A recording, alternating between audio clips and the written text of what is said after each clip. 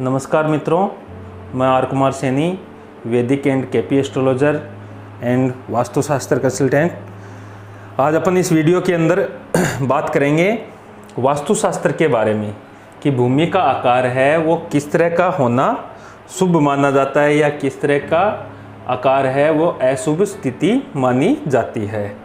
तो मित्रों, शुरू करने से पहले मैं आपको बता दूं कि निवास योग्य भूमि वर्गाकार या आयताकार हो तो उसको सबसे बढ़िया स्थिति या शुभ स्थिति मानी जाती है, लेकिन सभी को वर्ग आकार या आयताकार भूमि मिलनी या उपलब्ध नहीं हो पाती है, जिसके वजह से उनको कई बार विभिन्न प्रकार के कोण हैं या बड़े हुए या कटे फटे हुए कोण युक्त भूमि लेनी पड़ जाती है। तो कैसी भूमि है, वो किस तरह की भूमि है, वो एक निवास स्थान के योग्य होती है और उनका अपने मानसिक रूप से और स्वास्थ्य के अनुसार या भौतिक जीवन के आध्यात्मिक जीवन के अनुसार अपन को कैसे वो प्रभावित करती है, इस वीडियो के माध्यम से मैं आपको बताने का प्रयास करता हूँ।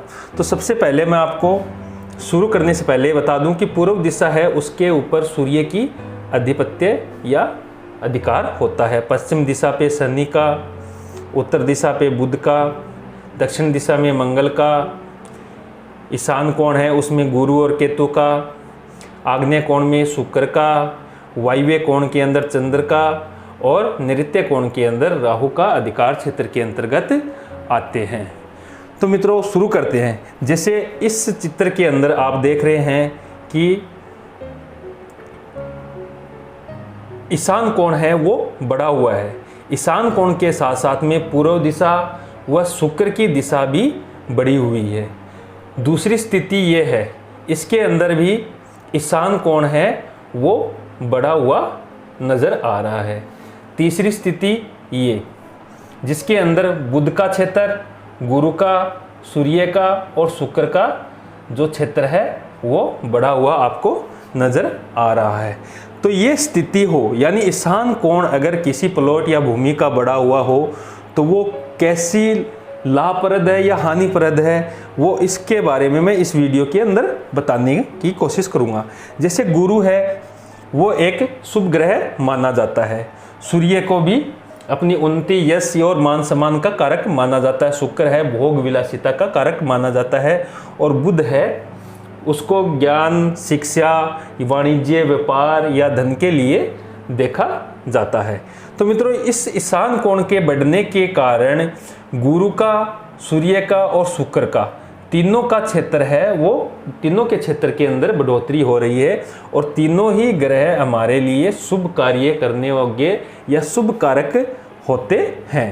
तो यहाँ ईशान कोण का बढ़ना इस प्लॉट या भूमि के अंदर अपन का झुकाव है आध्यात्मिकता की ओर ज़्यादा करेगा, मान सम्मान, यश के अंदर बढ़ोतरी करेगा, धन संपत्ति, अन्न आदि से भंडार है वो परिपूर्ण रखेगा। शुक्र का क्षेत्र भी बढ़ना, भोग विलासिता का बढ़ना या भोजन के रूप में अपन इसको शुक्र को संसारिक जीवन या भोग विलासिता या लग्जरी लाइफ के लिए देखा जाता है, तो शुक्र का क्षेत्र बढ़ना भी यहाँ पे शुभ माना जाता है। यानी अगर आपके प्लाट की स्थिति ईशान कोण इस तरह बढ़ा हुआ है तो आप निश्चिंत हो जाइए कि आपका प्लॉट है वो शुभ स्थिति के अनुसार है और ये आपको आध्यात्मिक उन्नति के साथ साथ में भौतिक उन्नति और मान, यश आदि की प्राप्ति करवाने वाला है। यानी ये स्थिति है ईशान कोण का बढ़ी हुई, ये भी शुभ मानी जाती है। इस प्लॉट के बारे में बात करते हैं।